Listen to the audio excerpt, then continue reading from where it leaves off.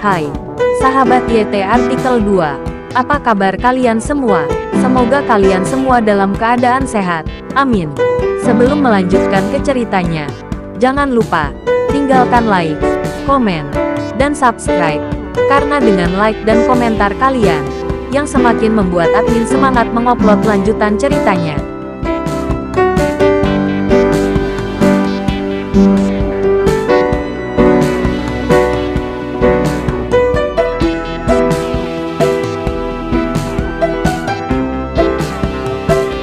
Episode 291. Kisah Aditya, anak bos besar yang berpura-pura miskin. Setelah perintah Rizal, 8 anggota pasukan khususnya segera mulai bertindak. Lebih dari selusin orang desa menjadi pucat karena kaget. Meskipun mereka juga hidup dalam pertempuran dan pembunuhan di negara mereka sendiri, paling banyak mereka mengikuti Yopi untuk mengacaukan masyarakat, dan mereka memiliki cara bertarung mereka sendiri. Untuk melawan orang-orang ini di bawah Rizal, mereka tidak memiliki kekuatan itu. Melihat Rizal akan menjadi serius, semua orang dari negara asing ketakutan. 2 orang pemberani baru saja akan melawan dengan pisau, tetapi mereka dirobohkan oleh pasukan khusus dengan senjata mereka. 2 pria berbaju hitam yang pergi untuk menculik Farah juga dikawal, bersama selusin temannya. Mereka berlutut berjejer. Bersiaplah. Rizal melambaikan tangannya dan memberi perintah. Terdengar suara peluru yang dimuat. Udara dipenuhi dengan niat membunuh. Dan rumah kosong ini telah diubah menjadi tempat eksekusi. Tapi selusin orang asing ini ketakutan setengah mati. Bos mereka, alias Yopi, sudah melarikan diri. Dan mereka dibiarkan mati di sini. Bagaimana mereka bisa berdamai? Kamu tidak berhak membunuh kami. Aku protes. Seorang pria dari negara asing berteriak pada Aditya. Suaranya bergetar. Orang ini juga tahu bahwa Aditya lah yang benar-benar memiliki keputusan akhir di sini. Selama Aditya menyelamatkan mereka, mereka cukup beruntung untuk bertahan hidup. Mata Aditya berkedip dingin, melihat adik perempuannya dipukuli sekujur tubuhnya. Dan ayah angkatnya juga dipukuli dengan parah.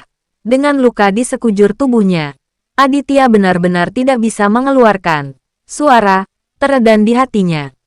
Protes itu tidak sah. Aditya menjawab dengan suara rendah, ledakan. Begitu Aditya selesai berbicara, terdengar suara tembakan. Seorang anggota pasukan khusus menembak dan membunuh rekan senegaranya yang baru saja berteriak. Segera setelah itu, tembakan terdengar terus-menerus. Dan lebih dari selusin sampah negara asing yang melakukan kejahatan semuanya meninggal dan mendapatkan apa yang pantas mereka dapatkan. Tuan Rizal, apa yang harus kita lakukan dengan mayat-mayat ini? Seorang anggota pasukan khusus meminta instruksi kepada Rizal. Pergi keluar dan gali lubang dan kubur di tempat. Rizal dengan tenang memberi perintah. Ya, anggota tim pasukan khusus setuju dan menyeret semua mayat keluar. Semua ini terjadi dalam 1 atau 2 menit. Selusin atau lebih orang desa negara asing yang sombong dan mendominasi sebelum kehilangan nyawa mereka dalam sekejap mata. Takut Jeremy sampai berkeringat dingin. Jangan lihat lelaki tua ini yang berpengalaman dalam banyak pertempuran di Eropa sebelumnya. Tapi sekarang dia juga ketakutan. Jeremy melihat bahwa Aditya dan Rizal benar-benar menentukan semaunya. Dan sangat kuat. Dengan satu perintah, lebih dari selusin orang asing dibantai. Benny bahkan lebih seperti orang bodoh, menatap kosong pada semua ini. Seluruh tubuhnya bermandikan keringat.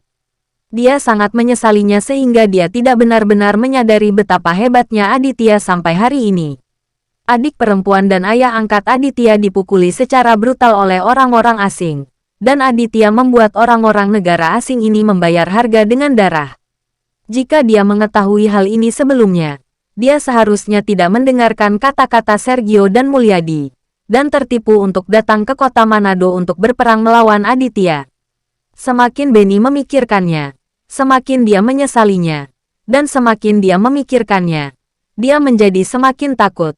Dia bahkan tidak bisa membayangkan apa yang akan terjadi padanya selanjutnya. Sergio dan Mulyadi bahkan lebih tercengang. Di Toraja, mereka semua adalah putra dari keluarga kaya. Dan mereka terbiasa mendominasi. Tetapi pernahkah mereka melihat adegan penembakan kelompok seperti itu?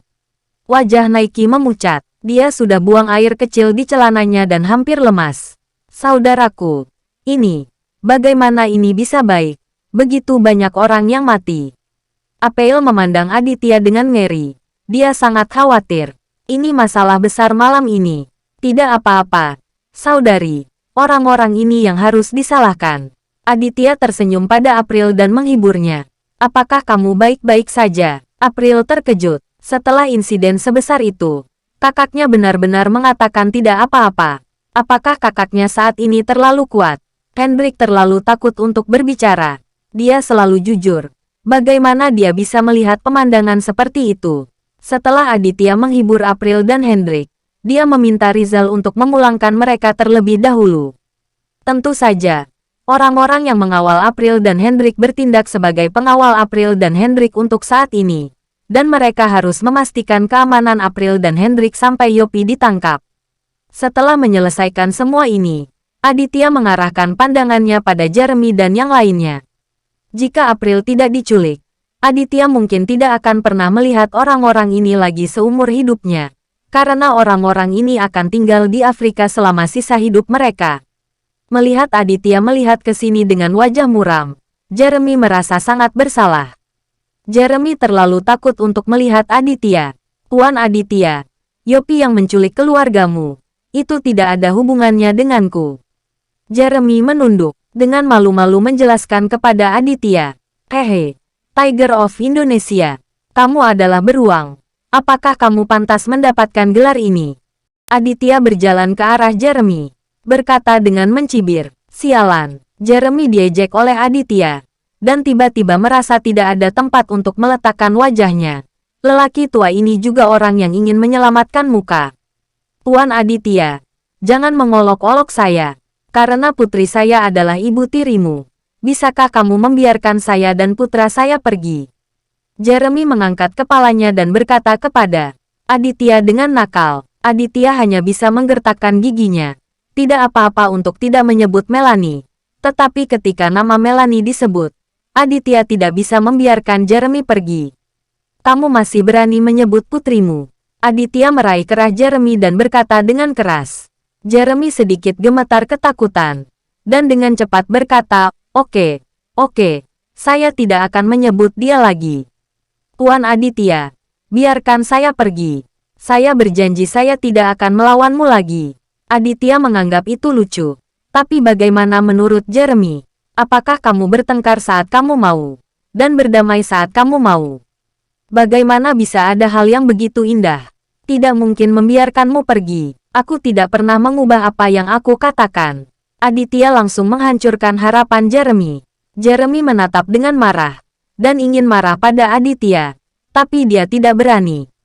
Orang tua, kamu berkolusi dengan orang-orang negara asing untuk datang ke Indonesia untuk menculik. Dan kamu akan ditembak. Aditya tiba-tiba menjadi dingin, menatap Jeremy dan berkata, Tuan Aditya penyayang. Wajah Jeremy menjadi pucat. Dia masih takut mati pada saat ini. Tidak ingin mati. Saya tidak ingin mati. Tuan Aditya, bahkan jika Anda mengirim saya ke Afrika, saya tidak akan menolaknya. Jangan bunuh saya. Jeremy memohon. Dia tahu betul bahwa Aditya tidak berusaha menakut-nakuti dia. Lebih dari selusin orang dari negara asing terbunuh. Dia satu-satunya yang tersisa. Oke, kalau begitu aku akan memberimu kesempatan untuk hidup. Bantu aku menemukan Yopi. Dan aku akan mengampunimu. Aditya menatap Jeremy dengan mata membara dan berkata dengan suara yang dalam. Jeremy tertegun sejenak. Dan tidak berbicara untuk beberapa saat. Sekilas Aditya mengerti bahwa Jeremy ini pasti akan dapat menemukan Yopi. Jika tidak, dia tidak akan bereaksi seperti itu. Bisakah Anda memberi saya kata cepat? Saya tidak punya banyak kesabaran. Teriak Aditya. Ya, Tuan Aditya. Saya akan membantu Anda menemukan Yopi. Jeremy buru-buru setuju untuk bertahan hidup. Bersambung.